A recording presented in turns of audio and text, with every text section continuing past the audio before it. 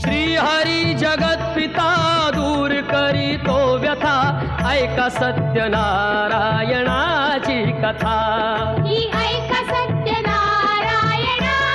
कथा, ही ऐका सत्यनारायणाची कथा। उल्कामुख राजा होता महाथोर, तयाची पत्नी होती सुंदर।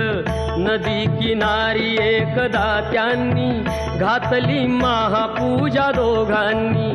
आली एक नौका त्याच मार्गानी, नाव भरलेली पूर्ण द्रव्यानी।